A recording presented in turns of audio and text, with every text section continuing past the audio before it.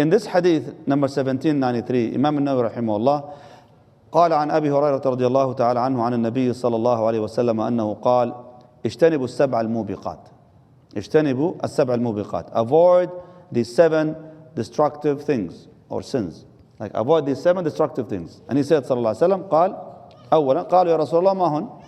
الصحابة were very curious and said يا رسول الله what are they? قال الشرك بالله.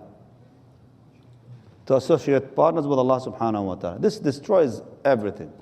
As Allah subhanahu wa ta'ala says in the Quran, إِنَّ اللَّهَ لَا يَغْفِرُ أَن يُشْرَكَ بِهِ وَيَغْفِرُ مَا دُونَ ذَلِكَ لِمَن يَشَاءُ. Allah will never forgive those who commit shirk, but He's willing to forgive anything else besides that. Then He said, قال وَالسِّحْرُ. Like, wow, right after committing shirk, the Prophet ﷺ immediately he brought a sihr, magic. Right after that. Shows you how dangerous that is. Because again, people trying to act the work of God on people. And they try to protect the future and hurt them with that and so on. It's a'udhu billah. It's almost close to the shirk. قال وقتل النفس التي حرم الله إلا بالحق. And then killing of someone without any just cause whom Allah subhanahu wa ta'ala made sacred. When he says قتل النفس التي حرم الله means the person or the life that is considered sacred إلا بالحق, unless the killing that's justified. So obviously in the 21st century that's a debatable issue. But for a long time and even until today in Islam, killing can be justified. What you call capital punishment. For what? For crimes being committed. Besides that point, but when the crime is committed and justice needs to be served, sometimes it is actually by killing the murderer in this case. But anything else beside that, innocent people, a'udhu billah, it's one of the biggest sins. As the Prophet Allah mentioned in Surah An-Nisa, this person, he has almost no hope. غضب الله عليه ولعنه وعد له عذابا عظيما. Like Allah subhanahu wa ta'ala is displeased with them. And Allah subhanahu wa ta'ala is angry with them. Allah subhanahu wa ta'ala is preparing a severe punishment for them on the Day of Judgment, just for causing the killing of an innocent person. The Prophet ﷺ then said, قال وأكل الربا. أكل الربا. Consuming a riba. I know a lot of people, they try to play games over here. He says, look, the Prophet ﷺ says, haram is to eat and consume a riba.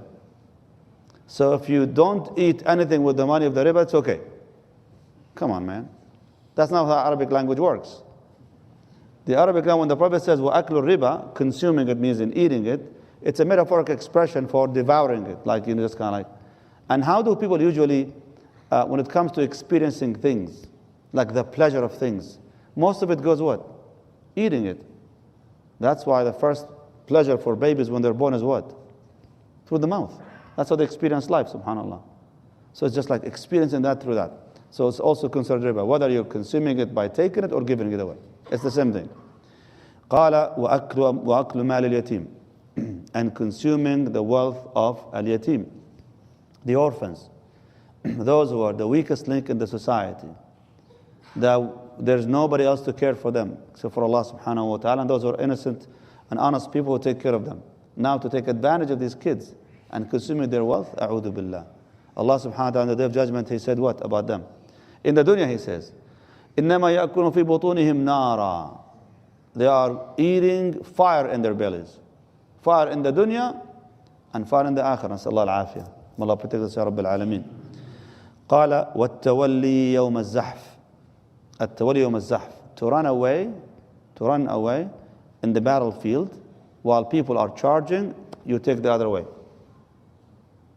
Why is that so dangerous? I was reading about this yesterday, and the ulama, they said the reason why fleeing from the battlefield, it's because what could that cause the strong ones? Those are already on the battlefield, fighting and charging and staying and bunkering, there to protect their families and their land and their people and their faith and so on. And you go dishearten all these people. You cause them right now to become weaker and lose their faith and their resolve in that moment. It can cause destruction.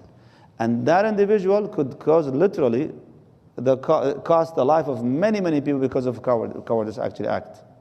And that's why this was considered dangerous. And Allah subhanahu wa ta'ala mentioned in Surah Al-Anfal, إِلَّا مُتَحَرِّفٍ لِلْقِتَالٍ أَوْ مُتَحَيِّزٍ إِلَى فِئَةٍ.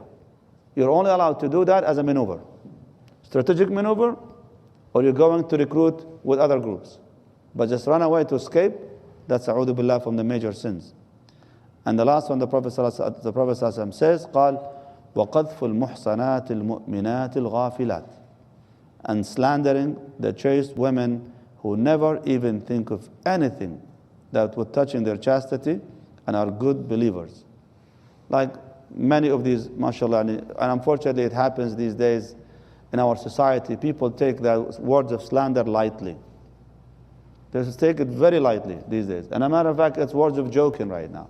Talking about each other, using very awful, foul language to describe people's chastity. And that is extremely ugly.